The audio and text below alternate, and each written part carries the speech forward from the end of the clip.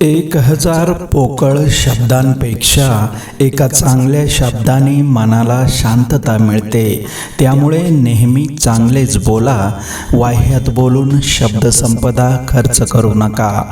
जे संतापजनक विचारांपासून नेहमी दूर राहतात त्यांना नेहमीच मानसिक शांती मिळते, कारण त्यांचे मन शांत असते आणि मनात कोणतेही विचारांचे काहूर माजलेले नसते. खूप लोक आपल्याला ओळखतात, पण त्यातील मोजकेच लोक आपल्याला समजून घेतात. दुसऱ्याला बदलण्याचा प्रयत्न करण्यात अपयश येईल. आधी स्वतःलाच बदला, मगच यश मिळेल.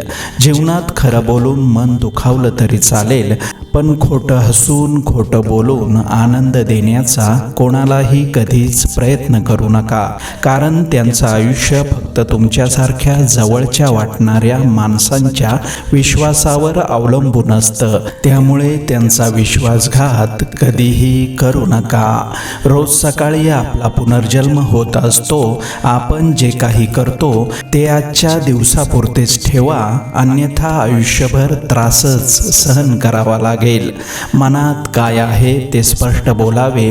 न बोलता अंतर निर्माण होण्यापेक्षा बोलून निर्णय घेणं कधीही चांगले. जीवनात कोणाविषयी मनात वाईटपणा ठेवण्यापेक्षा नाराजी व्यक्त करून मन मोकळं करणं केव्हाही चांगलं असतं. तुमचा चांगुलपणा कधीच कुणाला दिसणार नाही, पण त्याचा ठसा प्रत्येकाच्या मनावर कायम उमटेल. जगण्यातील वेदना कमी करायच्या असतील तर 3 गोष्टी शिकल्या पाहिजे. काहीही आपलं नाही, काहीही आपलं नव्हतं, काहीही आपलं राहणार नाही. साधेपणा हे सर्वात जास्त चांगलं सौंदर्य आहे आणि आपलेपणा हे सर्वात श्रेष्ठ नातं आहे. जो डोळ्यातील भाव ओळखून शब्दातील भावना समजतो तो मन जिंकून कायम हृदयात राहतो. आयुष्य कधी मोठ्या गोष्टींनी बदलत नाही, ते लहान लहान क्षणांनी भरत जातं. जेव्हा आपण त्या क्षणांना महत्त्व देतो तेव्हा आपलं आयुष्य सुंदर होतं.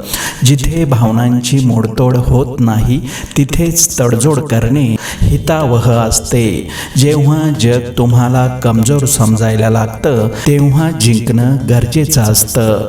जीवनात शुद्ध व श्रेष्ठ विचार असणारी व्यक्ती जीवनात कधीच लाचार होऊच शकत नाही.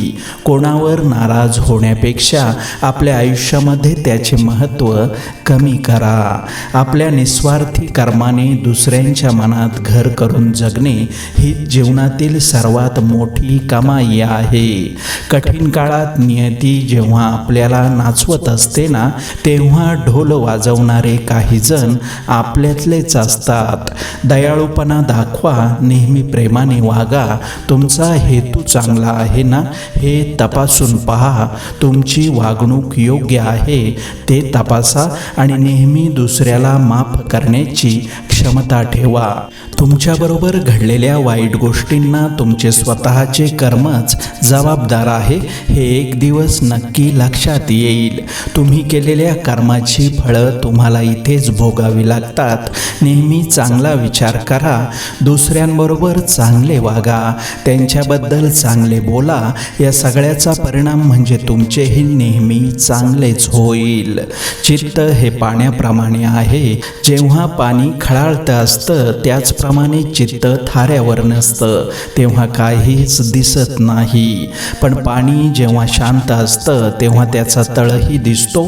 त्याचप्रमाणे चित्त थाऱ्यावर असेल तर कोणत्याही संकटाचा सामना करणं अत्यंत सोपे होते. पाण्यातच वीज असते, त्याला फक्त गतीची गरज असते.